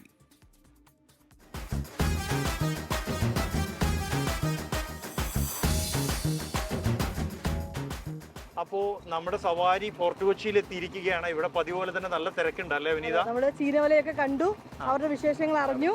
ഇപ്പൊ നമ്മൾ ആ കടകളൊക്കെ ഉള്ള മേഖലയിലൂടെ ഇങ്ങനെ മുന്നോട്ട് പോവുകയാണ്. അതെ, ഇനി ഈ നാട്ടുകാരുടെ ഇവിടെ കാണാനെത്തിയവരുടെ വിശേഷങ്ങൾ കൂടി ഒന്ന് അറിയാം. ഇലക്ഷനൊക്കെ എങ്ങനെയുണ്ട്? കുഴപ്പമില്ല, അങ്ങനെ പോണ്. ആർക്കാ സാധ്യത? നമ്മുടെ കോൺഗ്രസിന് കാറ്റ് വലത്തോട്ടാ അടുത്തൊക്കെ. ശരി, കോൺഗ്രസ്സുകാരനാണോ? ചേട്ടാ നമസ്കാരം. എങ്ങനെ സാധ്യത ഈ ഇലക്ഷന്? കാറ്റ് എങ്ങോട്ടാ? കാറ്റ് എങ്ങോട്ടാന്ന് വെച്ചാൽ ഈ ഇവിടെ ഭയങ്കര കളിയാണ്. ആദ്യത്തെ MLA രണ്ടും നമ്മ വോട്ട് കൊടുത്ത് മട്ടാഞ്ചേരി ജയിച്ചത്. 2 പ്രാവശ്യം തിരിഞ്ഞു നോക്കിയില്ല. അപ്പൊ 3ാമത്തെ പ്രാവശ്യമാണ്. അപ്പൊ ഷിയാസിനെ നിർത്തി. അപ്പൊ ചെറിയൊരു ഇതൊക്കെ ഉണ്ട്. ഈ ഫോർട്ട് കൊച്ചിയിൽ വീശുന്ന കാറ്റ് കോൺഗ്രസിന് അനുകൂലമെന്നാണ് പറയുന്നത്. കാറ്റ് ചേട്ടാ, നാഷണൽ കോൺഗ്രസ് അധികാരത്തിൽ വരും. 100 സീറ്റ് കിട്ടും. ഇവിടെ മാക്സി 5000 വോട്ടിന് തോക്കും. ഇലക്ഷൻ എന്താ അവസ്ഥ? അവർക്ക് നല്ല അവസ്ഥ തന്നെ, നല്ല ചൂടുള്ള അവസ്ഥ ആണ്. സാധ്യത ആർക്കാ? മാക്സി ആരും തോന്നണം. ആണോ? കടുത്ത പോരാട്ടമാണ് ഇത്തവണ. തീർച്ചയായിട്ടും. ഇവരൊക്കെ പറയുന്നത് കാറ്റ് വലത്തോട്ടെന്നാണ്. ജനങ്ങൾക്ക് വേണ്ടത് കൊണ്ടിട്ടുള്ള രണ്ടാമത് ജയിപ്പിച്ചത്. അന്ന് ജനങ്ങൾ തന്നെ ഉണ്ടായില്ലേ? പിന്നെ എന്തുകൊണ്ട് തോറ്റി UDF? അപ്പൊ ജനങ്ങള് കണ്ണൂരിടന്മാരൊന്നുമല്ലോ, അവരെല്ലാം കാണുന്നുണ്ട്. ജനങ്ങൾ ഇത്തവണ ഉണ്ടാകുന്നതാണ് പ്രതീക്ഷ. തീർച്ചയായിട്ടും. കാരണം ഇപ്പൊ 2000 വെച്ച് കൊടുക്കണ 600 കൊടുത്തോണ്ടിരിക്കുന്ന സമയത്ത് 18 മാസം മുടങ്ങിക്കുന്ന സമയത്ത് പിണറായി വന്നിട്ടാണ് മൊത്തം കൊടുത്തിരുന്നത്. ഇപ്പത്തെ 2000. ഇപ്പൊ അവര് പറഞ്ഞ 3000 കൊടുക്കാന്ന്. ഈ 3000 കൊടുക്കുമ്പോ ഇവിടുത്തെ സ്ത്രീ ജനങ്ങൾക്ക് ആരംഭിച്ചിട്ടുണ്ട്. അപ്പൊ അതും കൂട്ടി കൊടുക്കണ്ടേ? അപ്പൊ 4000 അല്ലേ? ഇനി കോളേജ് സ്റ്റുഡൻസിന് പെൺപിള്ളേർക്ക് 1000 വെച്ച്. അപ്പൊ 5000 വീട്ടിൽ കൊണ്ടുവരും വീട്ടിൽ നിന്നാ. നോക്കാം എന്താണ് സംഭവം. ചേച്ചി നോക്കി നിൽക്കുന്നത് എന്താ അവസ്ഥ നോക്കാം. യൂത്ത് വോട്ടുകൾ എങ്ങനെയെന്ന് നോക്കാം. ഒരു മിനിറ്റ്. എങ്ങനെയുണ്ട് ഇലക്ഷൻ? എങ്ങനെയുണ്ട്? തിരുവനന്തപുരത്ത് തുടങ്ങിയതാ. പിഷാരടിയും NMR റസാഖും തമ്മിലുള്ള ഒരു പോരാട്ടം നടന്നു. അവിടെ എന്താ സാധ്യത? അവിടെ പിഷാരടിക്ക് സാധ്യത ഉണ്ട്. പിന്നെ പറയണ NMR റസാഖ് ഒരു മനുഷ്യന്റെ മനസ്സുകളിലൊക്കെ പെട്ടെന്ന് ഇടം പിടിച്ച ഒരാളാണ്. അതെ. പിന്നെ എങ്ങനെയാണ് എന്നുള്ളത്. ബിരിയാണി ഒക്കെ കഴിച്ചിട്ടുണ്ട് NMR അല്ലേ? നല്ല മനുഷ്യനാണ്, മനുഷ്യ സ്നേഹിയാണ് എന്നുള്ളൊരു. ഇവിടെ തന്നെയാണ് അഭിപ്രായം. അപ്പൊ കടുത്ത മത്സരം ഇത്തവണ പാലക്കാട് നടക്കുകയാണ്. ആ വിശേഷം നമുക്ക് പാലക്കാട് പോകുമ്പോൾ കൂടുതൽ അറിയാം അല്ലേ? ഇത് അഡ്വാൻസ് ആയിട്ട് ഇവരുടെ അതെ പാലക്കാടിന്റെ ചൂട് നമുക്ക് കൊച്ചിയിൽ കിട്ടുന്നുണ്ട്. അപ്പൊ നമുക്ക് കൊച്ചിയിലൂടെയുള്ള നമ്മുടെ യാത്ര മുന്നോട്ട് പോവുകയാണ്. ശക്തമായിട്ടുള്ള പോരാട്ടമാണ് നടക്കുന്നത്. എല്ലാവർക്കും അനുകൂലമാകുമെന്നാണ് അവർ പ്രതീക്ഷിക്കുന്നത്. ഏതാണെങ്കിലും നമുക്കതൊക്കെ കാത്തിരുന്നിട്ട് കാണാം. നമ്മുടെ യാത്ര ഇങ്ങനെ മുന്നോട്ട് പോവുകയാണ്. മിസ്സിസ് ആൻഡ് മിസ്റ്റർ സവാരി ഗിരിഗിരി. ഇനി തിരഞ്ഞെടുപ്പുമായി ബന്ധപ്പെട്ട പ്രത്യേക സെഗ്മെന്റിലേക്ക് തന്നെയാണ് മണ്ഡലം ചുറ്റും മഹിളകൾ. മൈജി ഫ്യൂച്ചർ മണ്ഡലം ചുറ്റും മഹിളകൾ സമർപ്പിക്കുന്നത് മൈജിയാണ് ഫ്യൂച്ചർ. കോ സ്പോൺസർഡ് ബൈ ആഘോഷങ്ങൾ നടക്കട്ടെ വോക്കരു പ്ലസ് കല്യാൺ ഹോംസ്. ഒന്നായി ജീവിക്കാം, നന്നായി ജീവിക്കാം.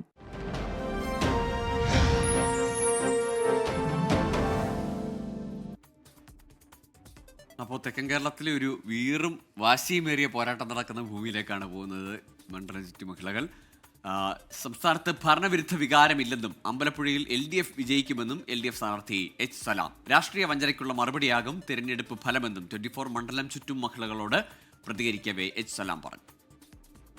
അപ്പോൾ മണ്ഡലം ചുറ്റി നമ്മൾ എത്തിയിരിക്കുന്നത് അമ്പലപ്പുഴയിലാണ്. രാഷ്ട്രീയ കേരളം ഉറ്റുനോക്കുന്ന ഒരു മത്സരം നടക്കുന്ന മണ്ഡലം കൂടിയാണ് അമ്പലപ്പുഴ. നമ്മളോടൊപ്പം ഇപ്പോൾ ചേരുന്നത് നിലവിൽ ഇവിടുത്തെ സിറ്റിംഗ് MLA ആയ ശ്രീ H. സലാമാണ്. അദ്ദേഹത്തോട് തന്നെ നമുക്ക് ഈ തെരഞ്ഞെടുപ്പുമായി ബന്ധപ്പെട്ടുള്ള പ്രചാരണത്തിന്റെ കൂടുതൽ വിശദാംശങ്ങൾ ചോദിച്ചറിയാം. നമസ്കാരം. എങ്ങനെ പോകുന്നു പ്രചാരണം? പ്രചാരണം ഗംഭീരമായിട്ട് പോവാണ്. വളരെ ഊർജ്ജസ്വലമായിട്ടാണ് ഇടതുപക്ഷ പ്രവർത്തകർ ഈ പ്രാവശ്യം നിൽക്കുന്നത്. കേരളം ശ്രദ്ധിക്കുന്ന മണ്ഡലമായതുകൊണ്ടും ഒരു രാഷ്ട്രീയ വഞ്ചനയുണ്ടായ സ്ഥലമായതുകൊണ്ടും ആ വഞ്ചനയെ തോൽപ്പിക്കാൻ കച്ചകെട്ടിയിട്ടാണ് ഏറ്റവും താഴത്തെ പ്രവർത്തകരും വരെ ഈ ഇലക്ഷൻ ഇറങ്ങിയിട്ടുണ്ട്. ജി സുധാകരനാണ് അങ്ങേക്കെതിരെ ഇപ്പോൾ മത്സരിക്കുന്നതിൽ പ്രധാനി എന്ന് തന്നെ പറയേണ്ടിയിരിക്കും. അത് ഏതെങ്കിലും തരത്തിൽ ഈ മണ്ഡലത്തിൽ ഒരു തിരിച്ചടിയാകുമെന്ന് കരുതുന്നുണ്ടോ? മണ്ഡലത്തിലെ ഒരു തെരഞ്ഞെടുപ്പ് സ്ഥിതിയിൽ അദ്ദേഹം ഇത്രയും പാരമ്പര്യം പറയുന്ന ഒരാൾ ഈ പറഞ്ഞ മാതിരി പോയി എന്നുള്ളതാണ് ഏറ്റവും വലിയൊരു ജനവികാരം ഇവിടെ. അതൊരു ലെഫ്റ്റ് വോട്ടേഴ്സിൻ്റെ മൈൻഡിൽ മാത്രമല്ല, ഈ UDF വോട്ടേഴ്സിൻ്റെയും മറ്റ് പാർട്ടി വോട്ടേഴ്സിൻ്റെയും മനസ്സിൽ ഇതൊരു നിർവീകേടാണല്ലോ എന്നൊരു തോന്നൽ നല്ലപോലെയുണ്ട്. അപ്പോൾ ഇങ്ങനെ ഒരാളെ എന്തിനു നമ്മൾ സ്വീകരിച്ചു എന്നൊരു ചോദ്യം കോൺഗ്രസിൻ്റെ ഉള്ളിൽ തന്നെ നല്ല യഥാർത്ഥ കോൺഗ്രസ്സുകാരായിട്ടുള്ള ആൾക്കാർ ചോദിക്കുന്ന അവസ്ഥ നമ്മുടെ നാട്ടിലുണ്ട്. എച്ച്സലാം MLAക്ക് രണ്ടാമതൊരു ടേം കൂടി അമ്പലപ്പുഴക്കാർ എന്തിനു തരണം എന്ന് ചോദിച്ചാൽ എന്തുത്തരം പറയും? വികസനം തുടരാൻ തരണമെന്നുള്ളതാണ്. അത് ഈ അമ്പലപ്പുഴ കണ്ട ഏറ്റവും മികച്ച വികസനം ഉണ്ടായത് പിണറായി സർക്കാർ ഭരിച്ച 10 വർഷക്കാലമാണ്. UDF പറഞ്ഞാൽ ഇത് നടക്കാനേ പോകുന്നില്ല എന്ന കാര്യം പൊതുവേ ഒരു ധാരണ നാട്ടുകാർക്കുണ്ട്. അവർ പറയുന്ന ഭരണവിരുദ്ധ വികാരം ഇതിൽ തിരിച്ചടിയാകും LDF. അപ്പോൾ ഞങ്ങളെല്ലാം ഫീൽഡിൽ പോകുന്നവരാണ്. നമ്മുടെ വർക്കേഴ്സും പോകുമ്പോൾ ഈ ഇലക്ഷൻ്റെ പ്രത്യേകത അതാണ്, സർക്കാരിനോട് കാര്യമായ ഒരു വിരോധമില്ല. അങ്ങയുടെ കൂടെ നോക്കുമ്പം ജെൻസി കുട്ടികൾ ഒരുപാട് പേരുണ്ട്. അപ്പോൾ അവരെ ചേർത്ത് നിർത്തുകയും അവർക്കൊരു ജെൻസി മാനിഫെസ്റ്റോ പ്രത്യേകിച്ച് മനസ്സിലുണ്ടെന്ന് തോന്നുന്നു. അതുകൊണ്ടാണല്ലോ അവരിങ്ങനെ കൂടെ നടക്കുന്നത്. അത് പ്രധാന എഡ്യൂക്കേഷൻ. അപ്പോൾ അമ്പലപ്പുഴ ഒരു എഡ്യൂക്കേഷണൽ ഹബ്ബാണ്. ഇവിടെ ഇപ്പോൾ ഇല്ലാത്ത കോളേജ് ലോ കോളേജും ലോ കോളേജ് മാത്രമേ ഉള്ളൂ. ലോ മാത്രമേ ഇല്ലാത്തുള്ളൂ. ഗവൺമെൻറ് മെഡിക്കൽ കോളേജ് ഉണ്ട്, ഗവൺമെൻറ് IT ഉണ്ട്, MBA ഇൻസ്റ്റിറ്റ്യൂട്ട് ഉണ്ട്, എഞ്ചിനീയറിംഗ് കോളേജ് ഉണ്ട്, നഴ്സിംഗ് കോളേജ് ഉണ്ട്, ദന്തൽ കോളേജ് ഉണ്ട്. അതെല്ലാം അപ്പം എന്തായാലും തികച്ച ആത്മവിശ്വാസത്തിലാണ് അമ്പലപ്പുഴയിലെ LDF സ്ഥാനാർത്ഥി എച്ച്സലാം. ഒപ്പം തന്നെ ജി സുധാകരൻ ഫാക്ടർ ഇവിടെ ഒരു തരത്തിലും ഒരു പ്രതിസന്ധി ആകില്ല, തിരിച്ചടി ആകില്ല എന്ന് തന്നെയാണ് അദ്ദേഹവും പറയുന്നത്. അങ്ങനെ നമ്മുടെ മണ്ഡലം ചുറ്റിയുള്ള ഈ യാത്ര ഇനിയും തുടരും. ഇനി അടുത്ത മണ്ഡലത്തിൽ കാണാം. മറ്റു വാർത്തകളിലേക്കാണ്. കല്യാൺ ഫാസിയോയുടെ 12ാമത് ഷോറൂം ഒറ്റപ്പാലത്ത് പ്രവർത്തനം ആരംഭിച്ചു. പ്രമുഖ വസ്ത്രവ്യാപാര സ്ഥാപനമായ Kalyan silks group chairman TS Pattabhiraman showroom ഉദ്ഘാടനം ചെയ്തു. കല്യാൺ സിൽക്സ് ഗ്രൂപ്പിന്റെ യൂത്ത് ഫാസ്റ്റ് ഫാഷൻ ബ്രാൻഡായ ഫാസിയോയുടെ 12ാമത് ഷോറൂമാണ് ഒറ്റപ്പാലം കണ്ണിയമ്പുറം പാലത്തിന് സമീപം പ്രവർത്തനം ആരംഭിച്ചത്. Office wears, night wears, daily wears തുടങ്ങി മുതിർന്നവർക്കും സ്ത്രീകൾക്കും കുട്ടികൾക്കും ഉപയോഗിക്കാവുന്ന ബ്രാൻഡഡ് തുണിത്തരങ്ങളാണ് വിലക്കുറവിൽ ഫാസിയോ നൽകുന്നത്. Kalyan silks group chairman TS Pattabhiraman showroom ഉദ്ഘാടനം ചെയ്തു. വളരെ സന്തോഷമുള്ള ഒരു ദിവസമാണ്. കാരണം ഇത് 12ാമത്തെ ഫാസിയോന്റെ ഇനോഗ്രേഷനാണ് ഇന്നിവിടെ നടന്നത്.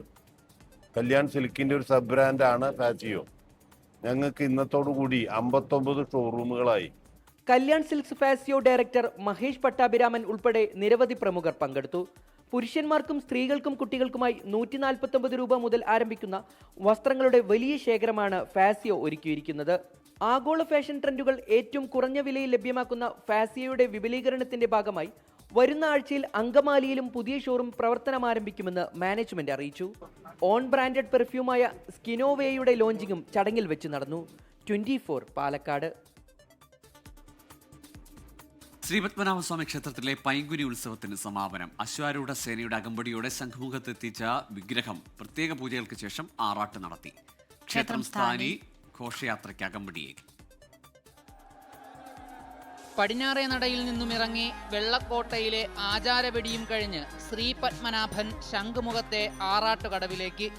ആറാട്ട് ഘോഷയാത്ര നടക്കുന്നതിനാൽ തിരുവനന്തപുരം വിമാനത്താവളത്തിന്റെ റൺവേ വൈകിട്ട് 4:45 മുതൽ രാത്രി 9 മണിവരെ താൽക്കാലികമായി അടച്ചിട്ടു.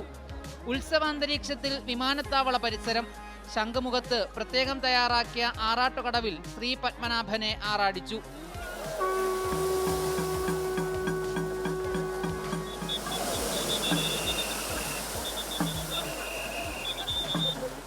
പള്ളിവാളേന്തി ക്ഷേത്രം സ്ഥാനി ഘോഷയാത്രയ്ക്ക് അകമ്പടിയേകി. ക്ഷേത്രതന്ത്രിയുടെ മുഖ്യ കാർമ്മികത്വത്തിലായിരുന്നു ആറാട്ട് ചടങ്ങുകൾ. പൈങ്കുനി ഉത്സവത്തിന് അവസാന ദിനമുള്ള ആറാട്ട് ഘോഷയാത്രയ്ക്ക് സാക്ഷിയാകാൻ നിരവധി ഭക്തരെത്തി. 24 തിരുവനന്തപുരം. കുണ്ടറയിൽ വിജയം ആവർത്തിക്കുമെന്ന് UDF സ്ഥാനാർത്ഥി PC വിഷ്ണുനാഥ്. മണ്ഡലത്തിലെ വോട്ടർമാരിൽ നിന്ന് നല്ല പ്രതികരണമാണ് ലഭിക്കുന്നത്. കുണ്ടറയുടെ എല്ലാ മേഖലയിലും ഇടപെടാൻ കഴിഞ്ഞുവെന്നാണ് അദ്ദേഹത്തിന്റെ ആത്മവിശ്വാസം. വിഷ്ണുനാഥ് 24 സംസാരിച്ചു. അതിലേക്ക്. നിയമസഭാ തെരഞ്ഞെടുപ്പിന്റെ പ്രചരണത്തിന്റെ ആദ്യഘട്ടം പിന്നിടുമ്പോൾ KPCCയുടെ വർക്കിംഗ് പ്രസിഡന്റും കുണ്ട്രയിലെ UDF സ്ഥാനാർത്ഥിയുമായ PC വിശ്വനാഥാണ് നമുക്കൊപ്പം ചേരുന്നത്. അവസാനം ഈ കുണ്ട്രയിൽ രണ്ടാം മത്സരത്തിനാണ്. കുണ്ട്രയിൽ വീണ്ടും ജനവിധി തേടുമ്പോൾ എന്താണ് പ്രതീക്ഷകൾ? എങ്ങനെയാണ് പൊതുവിൽ മണ്ഡലത്തിലുള്ള ട്രെൻഡ്? നല്ല ട്രെൻഡാണ്. കാരണം ഞാൻ 21 വരുമ്പോൾ ഞാൻ കൊല്ലം ജില്ലക്കാരനാണ്. തൊട്ടടുത്ത കൊട്ടാരക്കരയാണ് എൻ്റെ ജന്മസ്ഥലം. ശാസ്താംകോട്ടയിലാണ് ജനിച്ചതും വളർന്നതും. പക്ഷേ എങ്കിലും ഒരു തുടക്കക്കാരൻ, പുതുമുഖം എന്നൊക്കെ പറഞ്ഞാണ് അവതരിപ്പിക്കപ്പെട്ടത്. എന്നാൽ ഈ 5 വർഷം കൊണ്ട് ഞാൻ ഈ പ്രദേശത്തെ ജനങ്ങളുടെ വീട്ടിലെ ഒരു അംഗമായിട്ട് മാറിയിട്ടുണ്ട്. തെരഞ്ഞെടുപ്പ് കാലത്തല്ല അവരെന്നെ കാണുന്നത്. അവരെപ്പോഴും അവരുടെ ഭവനത്തിൽ പലതവണ കണ്ടിട്ടുള്ള ഒരാളാണ് ഞാൻ. അപ്പോൾ അതുകൊണ്ട് ആ ഒരു ആത്മവിശ്വാസം എനിക്ക് കൂടുതലായിട്ടുണ്ട്. 2021 എന്നിൽ അവർക്ക് വിശ്വാസമായിരുന്നു. പുതിയ ആളാണെങ്കിലും അവരെന്നെ വിശ്വാസം അർപ്പിച്ചു, എന്നെ ജയിപ്പിച്ചു. ആ വിശ്വാസം ഞാൻ കാത്തു സംരക്ഷിച്ചു. അതുകൊണ്ട് എനിക്ക് ആത്മവിശ്വാസം ഉണ്ടായി. ആ ആത്മവിശ്വാസത്തിലാണ് ഇപ്പോൾ മുന്നോട്ട് പോകുന്നത്. കഴിഞ്ഞ തവണത്തേക്കാൾ മികച്ച ഭൂരിപക്ഷത്തിൽ UDFന് കുണ്ട്രയിൽ ഇത്തവണ ജയിക്കാൻ കഴിയും. കുണ്ട്രയിൽ നല്ല ആത്മവിശ്വാസമുണ്ട്. പൊതുരാഷ്ട്രീയവും UDFന് അനുകൂലമാണ് എന്നാണ് KPCCയുടെ വർക്കിംഗ് പ്രസിഡന്റ്മാരിൽ ഒരാളായ PC വിശ്വനാഥ് പറയുന്നത്. കുണ്ട്രയിൽ നിന്ന് രഞ്ജിത്ത് ഫ്രാൻസിനൊപ്പം R ശ്രീജിത്ത്, 24. റിപ്പോർട്ടോടെ ന്യൂസ് ബ്രേക്സ് ഇവിടെ പൂർണ്ണമാവുകയാണ്.